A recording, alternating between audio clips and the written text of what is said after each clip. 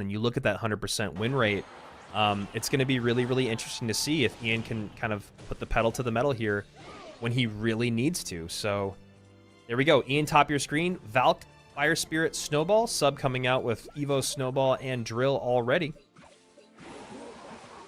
Poison drop it down I was on the gonna say, left honestly, side. it looks like Ian is a little sick, Juice. You know, I saw him blow his nose there. Oh, that's true. Being in bed, so I do wonder if that's going to affect his, you know, his mental state at all. Huh.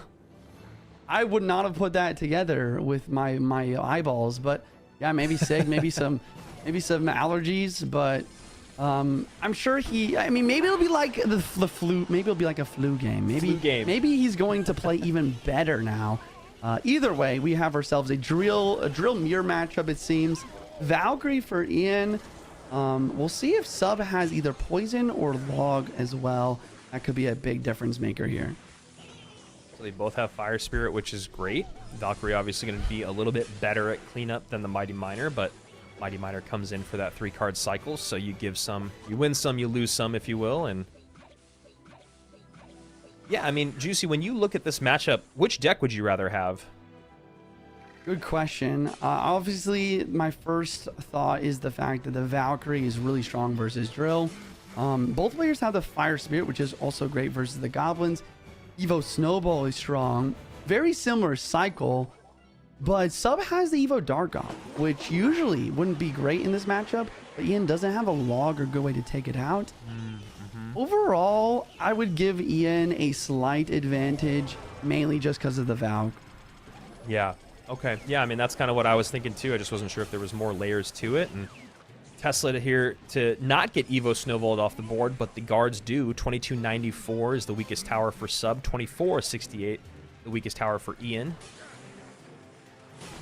Another thing to note, though, is Sub does have the Mighty Miner. That 3-card cycle could allow for more Evo Snowballs, more Drills, more Poisons in the tower, especially once we get to that triple elixir time.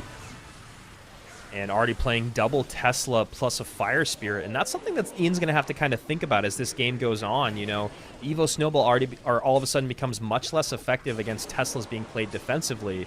So there you go, a little bit of a change. Now we see Snowball plus Poison instantly on the tower just to get damage in. Guards go down 1764, 2112 as Sub gets back on offense.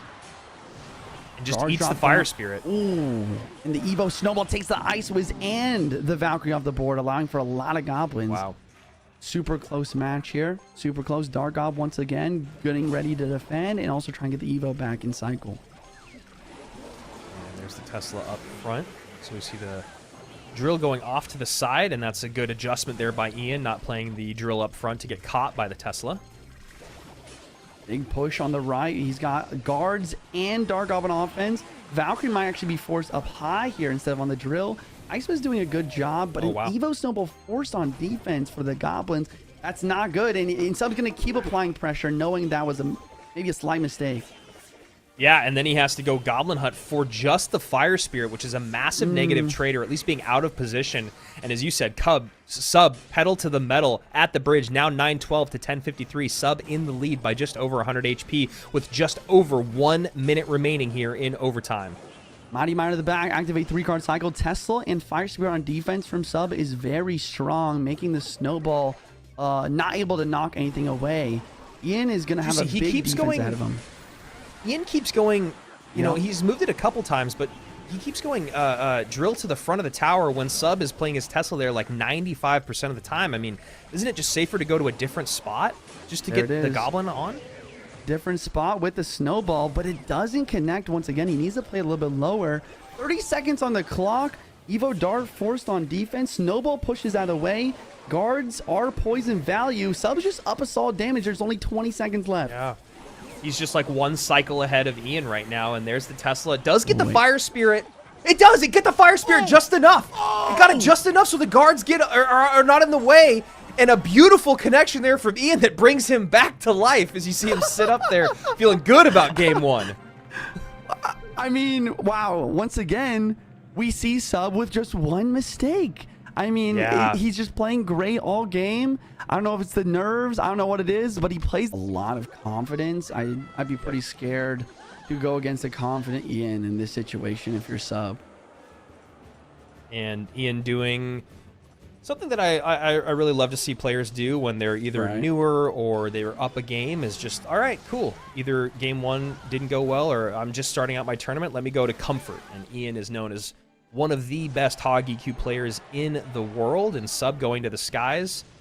We've already seen this matchup once today, Molite and Vitor, or a similar type of matchup where it's Hog versus Lava.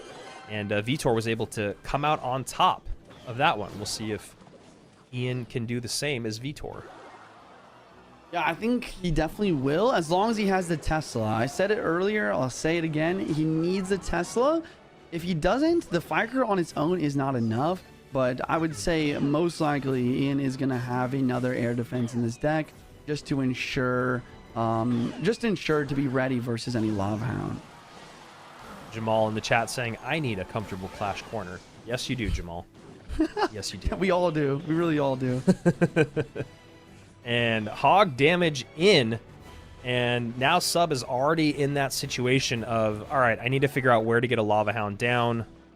I need to figure out where I'm going to sacrifice damage. Does he just go same lane now? Does he just go Lava into the Hog because there's already so much damage done?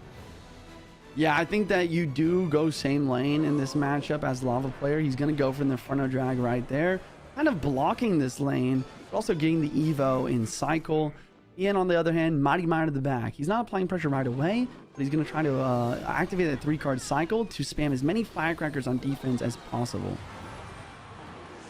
And there you go. Tesla is in play right on top of that Inferno. Skellies to Kite. Perfectly played.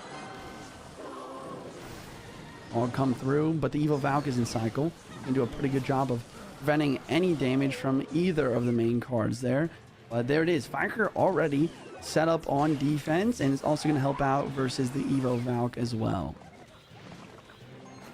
I don't know why the sound effects of the Inferno Dragon are still taking me a little bit to get used to. It almost sounds like it's like a different game. Yeah, it's kind of scary too. He drops down. It's like I don't know. It's like a battle cry where it's like, I'm going to destroy your entire tower. And that might be happening here as it is all charged up. Lightning does come in. Nice distraction there from Ian. Inferno does get on top of the Tesla, but not after a lot of defense is done. But that gap has just gotten narrowed by quite a bit. 914 to 1139. The lane change from Sub working out thus far. Okay, 755 to 1,139. Sub's going to keep stacking the lane here. Ian's back to another Hog already. Valkyrie on defense. Firecracker at the bridge to try to connect. Hog is on tower. Earthquake isn't enough right now. He needs to get a Lava Hound down because another Earthquake log will do the trick. That's it. He knows the cycle is there, Juice. The cycle is real. Yep. Yeah, and Sub throws up the white flag. Wow. GG's. GG's. Ian going to be taking a 2-0 sweep versus Sub, proving both of us wrong as we pick Sub as a little bit of a more veteran player when it comes to actual competitive Clash. As you mentioned, Ian might be known for his like individual skill when it comes to like ladder, global tournaments, seemingly always at the top of the leaderboard. He's able to convert that this time in the duels formatting to a very clean win versus our 4th place finisher on last year's World Finals. Yeah, man, I'm happy to be wrong about it, right? Like, I know you and I are